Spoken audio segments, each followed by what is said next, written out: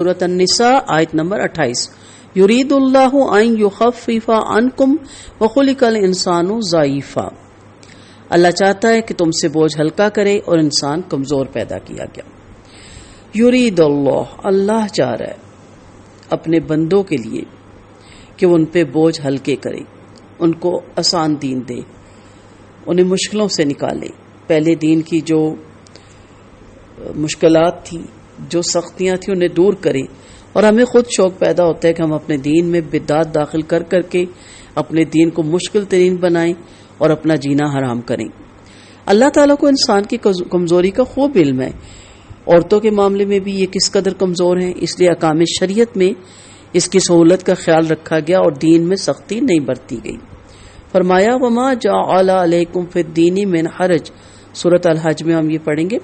اور اس نے دین میں تم پہ کوئی تنگی نہیں رکھی۔ نبی کریم صلی اللہ علیہ وسلم نے فرمایا بے شک دین آسان ہے،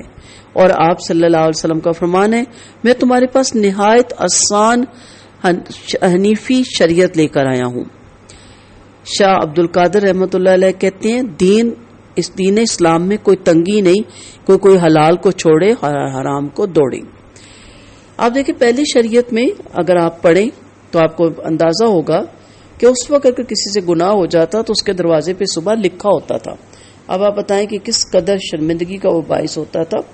کہ صبح اٹھ کے یہی فکر کہ ہمارے رات کے گناہ ہمارے دروازے پہ لکھے ہوں،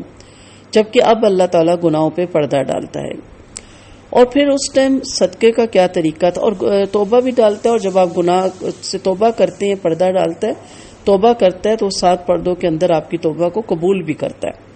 اور وہ کہتا ہے کہ تم سمندر کی جھاگ کے برابر بھی گناہ کر کے آؤ گے اور مجھ سے توبہ کرو گے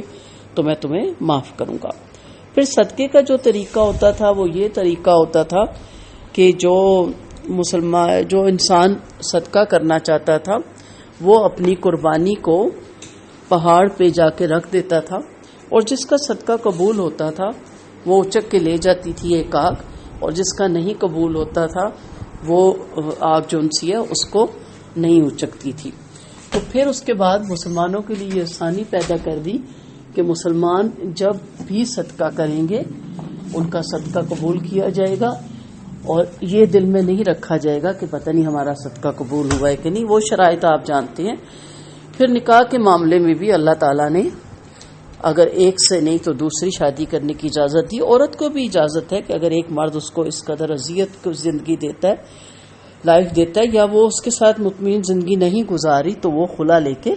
دوسرے مرد سے نکاح کر سکتی ہے۔ پھر نماز میں دیکھ لیں ساری زمین مسجد بنا دی گئی، اور چھوٹ کتنی دی گئی، سفر میں قصر کر دی گئی، بیماری میں صرف فرائض تک لے آئے، پھر کھڑا نہیں تو بیٹھ کے نہیں تو لیٹ کے نہیں تو صرف آنکھوں کے اشارے سے ہی، تو بہت آسانی۔ پھر بہت زیادہ پرابلم ہے تو نمازیں جمع کرنے کی بھی اجازت، نمازیں ملانے کی بھی اجازت، وہ سارے اگر آپ پڑھنا چاہیں سیکھنا چاہیں تو میرے جو نماز کے میں بھی 80 دروس ہیں، لیکچرز ہیں، وہ آپ سن سکتے ہیں۔ پھر روزے میں بھی دیکھیں کتنی تخفیف ہے، جو بیمار ہے دائمی مریض ہے وہ کفارہ فدیہ دے دے گا، اور جو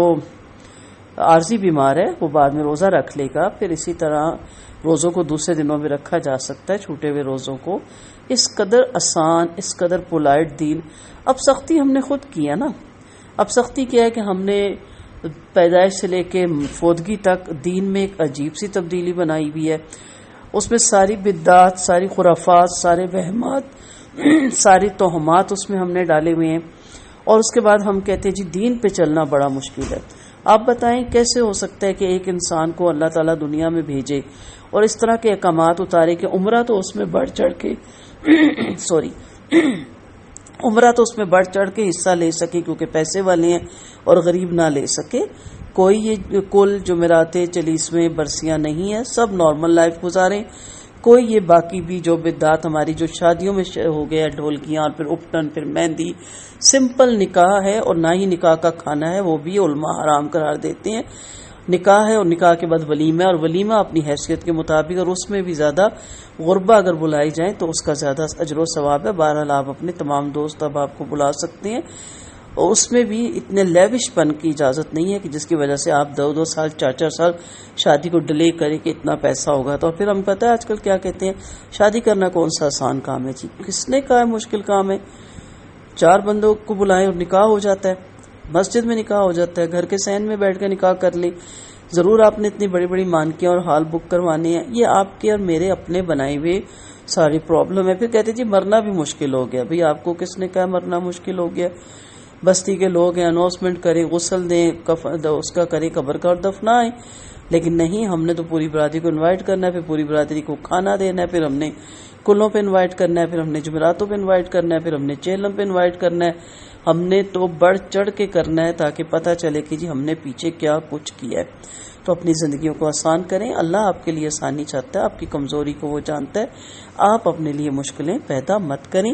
بہرحال بہت ایسی آسانی ہے، اس مختصر سے لیکچر میں اتنا ہی کہوں گی کہ دین شریعت کو پڑھیں اور آسان دین کو اپنائیں اور اس میں سے اپنی جو مشکلات ہیں اس کو نکالیں اور کفایت شاری سے زندگی گزاریں، حرام کے پیچھے مت بھاگیں۔ حلال میں بڑی برکت ہے، حرام میں برکت نہیں، حرام میں بے سکونی ہے۔ شریعت کی راہ پہ چلنے والا پرسکون زندگی گزارتا ہے، ولا خوف علیہم ولا هم یحزنون کا سرٹیفکیٹ پاتا ہے، قرضے سے بچتا ہے، بلا وجہ لیز پہ گاڑیاں اور لیز پہ پلاٹ اور فلیٹ لے کے اپنی زندگیوں کو مشکل میں نہیں ڈالتا، اللہ کے دیے پہ قناعت کرتا ہے، صبر شکر کرتا ہے، تو اسی حلال میں بڑھوتی ہوتی جاتی ہے اور برکت پڑتی جاتی ہے۔ تو اللہ تعالی ہم سب کو دین شریعت پہ چلنے کی توفیق عطا فرمائے۔ اگلی آیت حرام ہی کے بارے میں ہے، اسی لیے پہلے یہاں بتا دیا گیا کہ دین اسلام میں کوئی تنگی نہیں، اس لیے حلال کو نہ چھوڑو اور حرام کی طرف مت دوڑو۔ وآخر دعوانا ان الحمد للہ رب العالمین۔